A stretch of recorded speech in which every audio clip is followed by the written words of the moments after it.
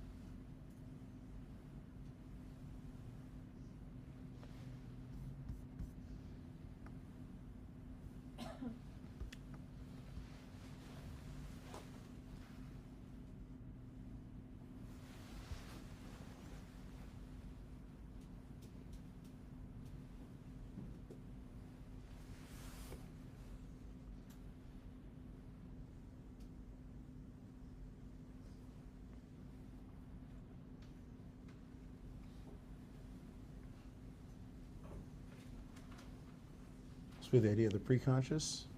Can anybody tell me what they have for breakfast today? Don't say air. What was the question? Can anybody tell us what they have for breakfast today? I have broccoli cheddar soup. See, that's your preconscious. You weren't thinking about it till you got prompted. It was somewhere, but it was preconscious because it was. You were, yeah. Have broccoli cheddar soup. Anything that is kind of in the back of the mind, but not quite there. Not unconscious. It's just it's ready to pull the information. So anything that is ready, that's called preconscious. Yeah, because you weren't thinking about the broccoli soup till I said something. Yeah. And if I had not said anything, you would never have thought about it. You would have just thought about like the lecture, the activities, etc. That had been conscious. The preconscious is like it's there, like what you do earlier in the day.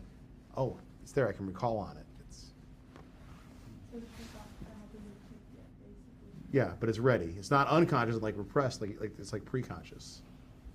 Even if there was something that happened yesterday? Yeah, because you can call on it. Okay.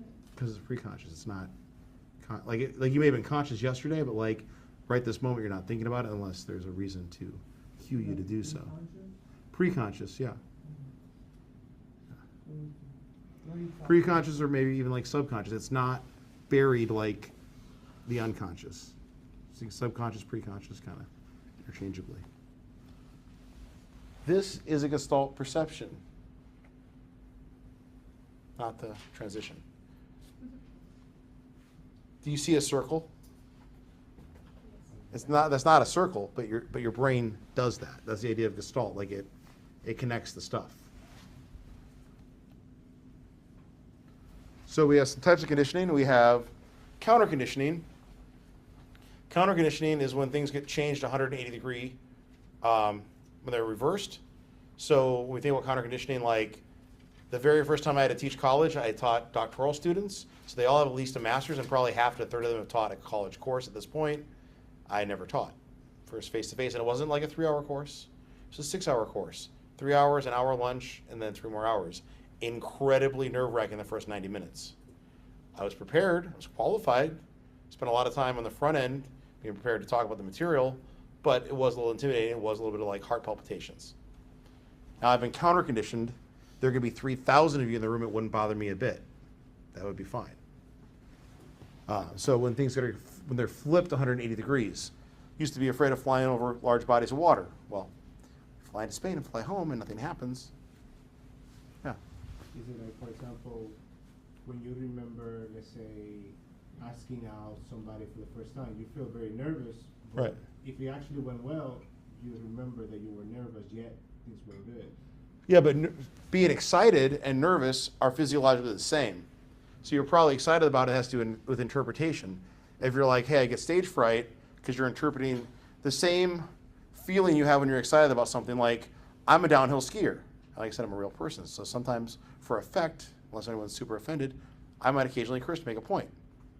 So I was literally at the top of the hill, and I've been skiing since I've been 3 years old. So I've been skiing for decades, okay? And I get up there, I'm like, holy shit, what the hell did I just do? And then I ski down the Black Diamond, and it's awesome. Excitement and anxiety, they're kind of the same. But I know I can ski down the hill fast, and I'm probably not going to fall. I know there's an art of falling, and it's just kind of how you interpret it. I've had to be up on stage for a while now, so it doesn't really freak me out. Even if you stump me, it doesn't get me all nervous. I'm like, I have to look it up, or I'm not familiar with that thing. I really don't get nervous anymore being up in front of people, because years ago my director was like, my vice president actually, who the director reported to, was like, you and you, we're going to go talk to like 200 faculty right now about student success. Got nothing prepared. He's like, go. And I just graduated. I just finished my doctorate. So I'm going to get introduced like that, and the guy in front of me is going to get introduced as Mr. So I better crush it because of the expectation, right? So counter-conditioning, anytime it's flipped, I mean, you can do things like systematic desensitization, being exposed to the thing that's scaring you. I looked out the window several times on that 11-hour flight over the ocean. Saw a lot of clouds, but I could also see the map where we were just over water. Nothing happened clearly. Classical conditioning, some things have to happen for classical conditioning to work.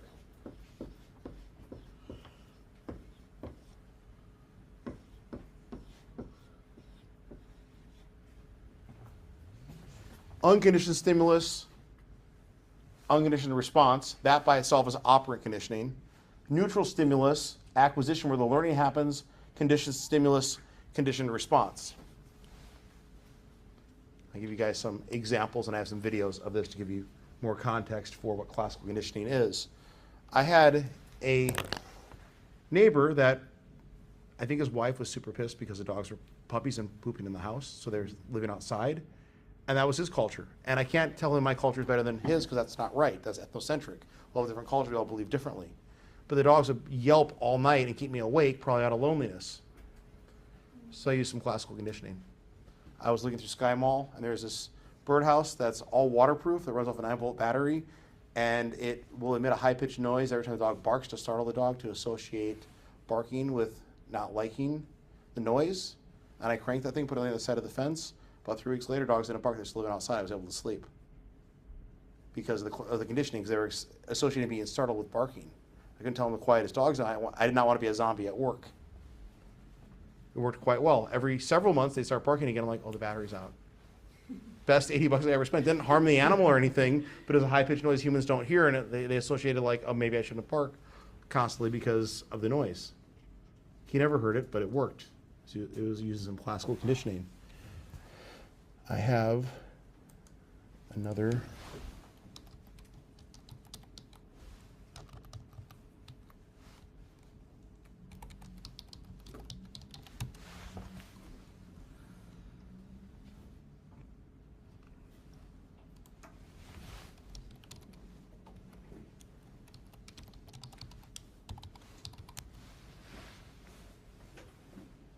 example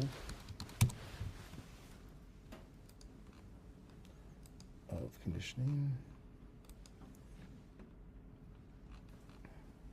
It should be right over here, so it loads. Links. Classical conditioning. We all do it. You see a line and wonder, should I join it? Even crazier is that folks stick with insurance that keeps them all. It's like 101 class. I'm David, and I'm going to be testing Pavlov's theory of classical conditioning on my roommate Brian. The conditioned stimulus will be the sound effect. That was easy. And then I'm going to shoot him with this airsoft gun. He will soon learn the relationship between the sound effect and the shot before it gets too hurt. That was easy. That was easy. Ah! So is it the relationship we draw? That was easy. Huh. Huh. It's like painting another picture. That was easy. And then he's learning, that's the acquisition. I'll give you another more detailed example where it talks about all the parts. That was easy. All right, guys, looks like Pavlov's theory worked.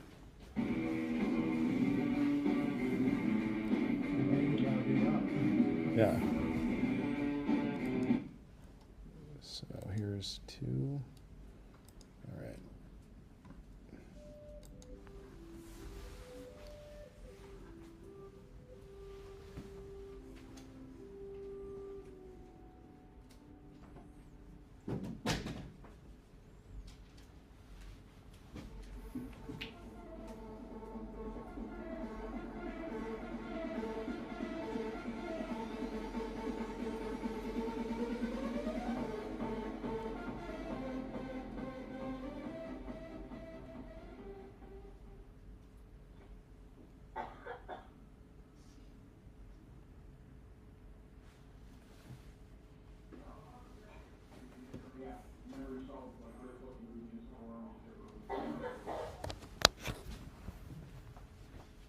No, I did not.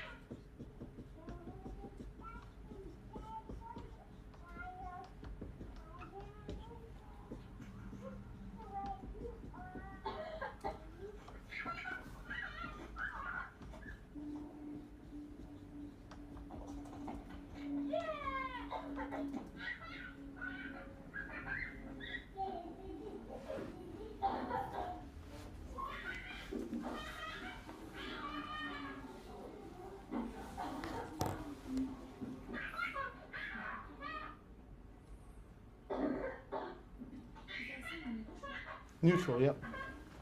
Yeah, sorry.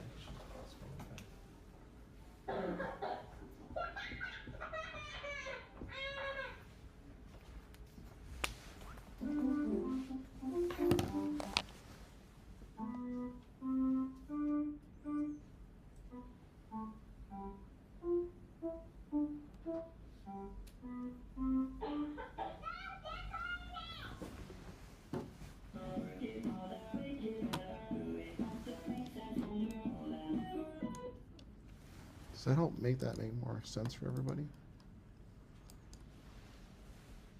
We're at 10 to 8. Do you want to take a break now, or should we wait till 8? Usually go about 10 minutes or so. Okay, all right. So counter conditioning, it's a 180-degree reversal. Like you've completely shifted it. So there's counter conditioning, classical conditioning that has all these things happening, like commercials. We do this all the time. Why do we want to order Skechers? Because Snoop Dogg endorses them, right? That's the idea of fame. That's the authority principle. Like they talk about the awesome car, but they'll sell you a lifestyle. Like they're trying to associate something positive with it. So 180-degree reversal is counter conditioning. If you're able to flip it.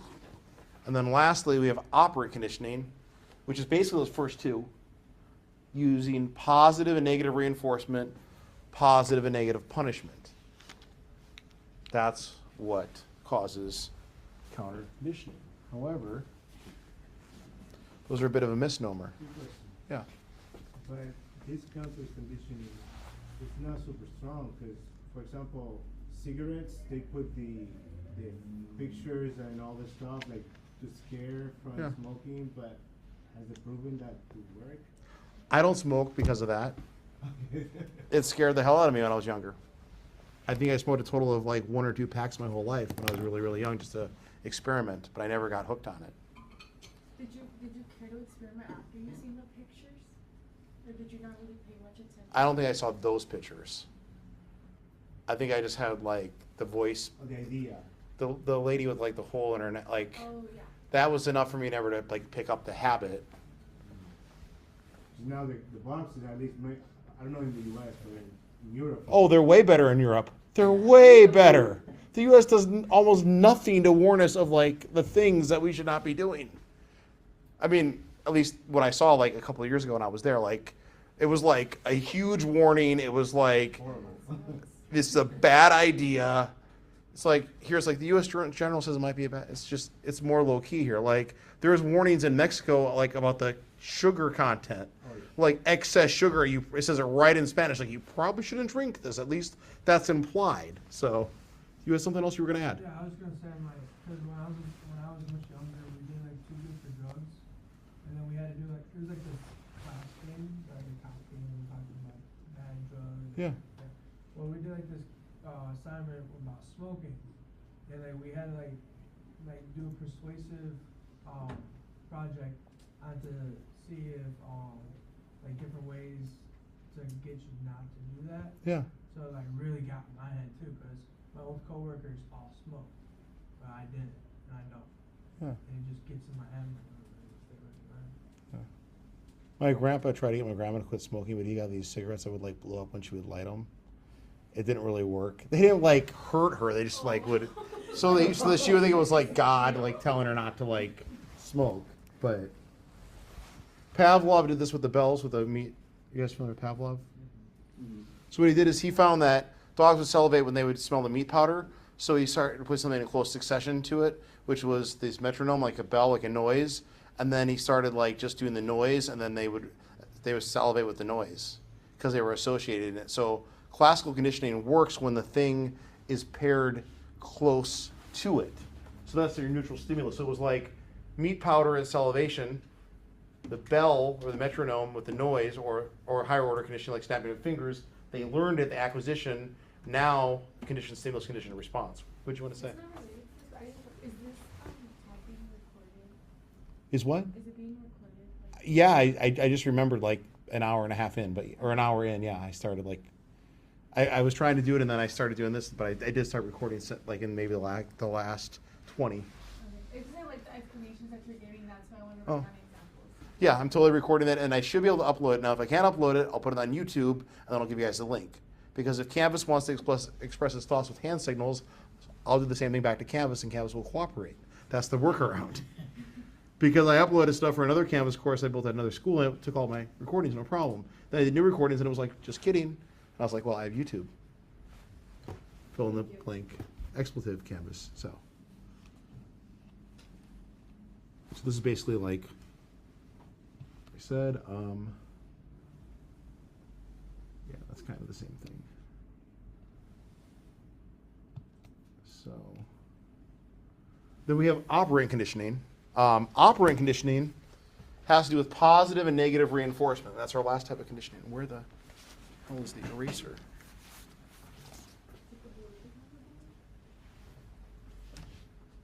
They changed it. That's like not the thing that was here last term. Okay, thank you. So operant conditioning is pretty much this by itself, but we use positive and negative reinforcement. So if you guys want, I can go back. If you guys wanted all this is literally what I was explaining. Yeah, we go back to that one. So operant conditioning, you have positive. Well, actually, let's start backwards. Otherwise, the way it looks confusing. So you have reinforcement, and then you have punishment. Now, the way to understand these when you think about operant conditioning is you want to start with a goal and move backwards. So the goal, especially for any parents out there, the goal is in punishment is to decrease the behavior. You want less of the behavior. The goal in reinforcement is you want to increase the behavior. And then the positive or the negative part of it is if you added. Adding is positive. Losing something is negative. So a kid, you want them to share more of their toys. You give them more toys when they share, when they increase their behavior the way you want them to. If you want to do negative reinforcement, you would take their toys away until they share more. You start with a goal and work backwards. So did you add something like more toys? It was positive reinforcement. Did they take toys away? Negative reinforcement. Or they got a timeout, but they lost something. Does that make sense so far? Yes, no? And we have a chapter on this. I'm just giving you guys just sort of a overview. Punishment, the goal is less of the behavior. So you receive something you didn't like a spanking. If you were a kid, that's positive punishment because you got something you didn't like and it stung. It's the receiving, it's the adding of something. Negative punishment is like losing a privilege, so you quit stealing your mom's car and parking it in the exact same spot so she can't tell every day at 4 o'clock in the afternoon. Can't confirm or deny who that might have been, but you get the idea. I used to take my mom's car before I had a license and just drive it across town, and then I put it in the same spot at the dealership. But a couple times, because you worked in the accounting department at the service department, that I couldn't put the car in the same spot, so I had to get the guys in on it to move the cars out of the way to park it in the same spot, and they never told her.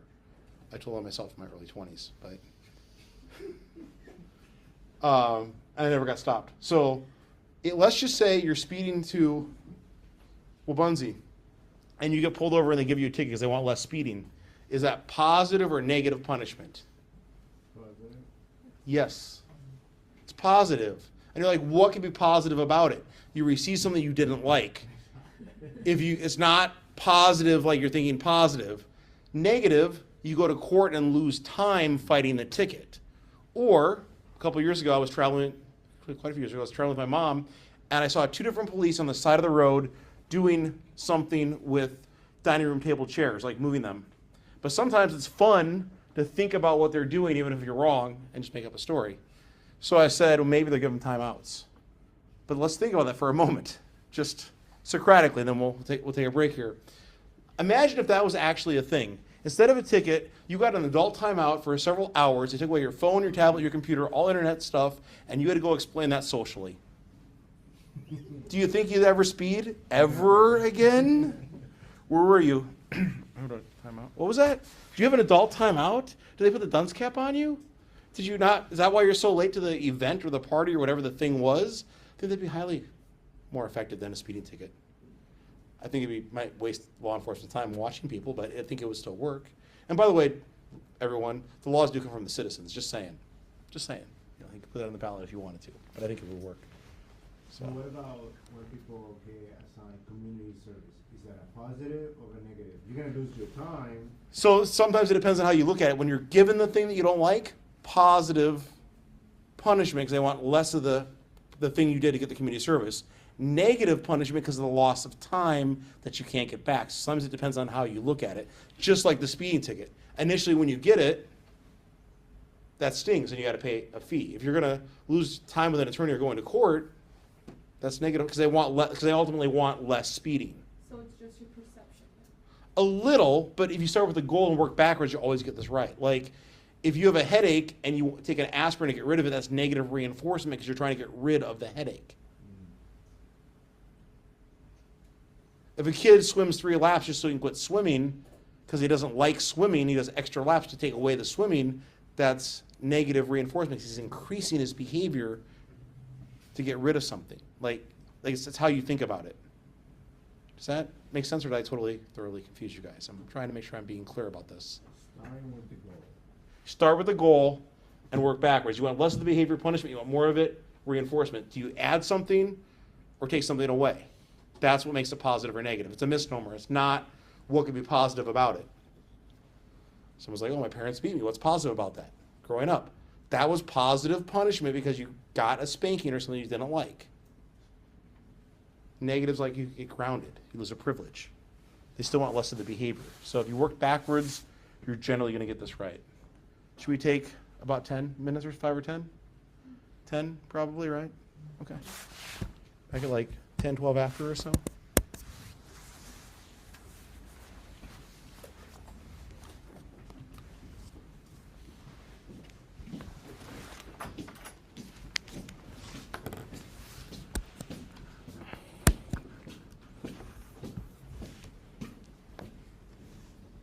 You emailed me, and I hope that my email was helpful. Yes, Okay, cool. but I do have a question. Sure. So you have us starting our readings on chapter 3, and then chapter 1 and 2 aren't due until like March 18th. I might want to play the due dates on that. Okay. I think, you know what happened? I think there's another course that starts later that I might have crossed the wires on. Okay.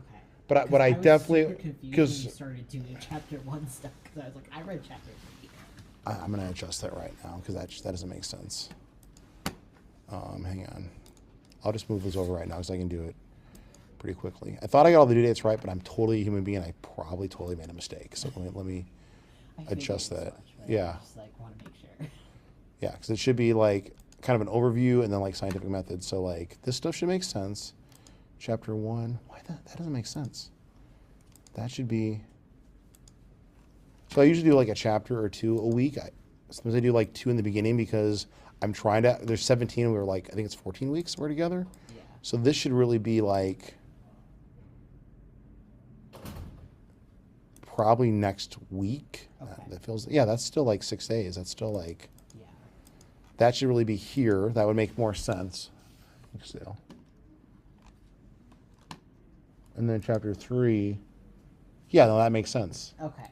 And then chapter 4, yeah, I thought I got them all correct, but I clearly did not. And I think I tried to watch Spring Break so that you guys wouldn't have, or I made stuff to do at the end of Spring Break. I think I tried to watch that so that way you guys wouldn't have stuff to do at the same time. So it's usually 1 or 2. I try to just do 1 a week. Gotcha. Thank you. Thank you. Yeah.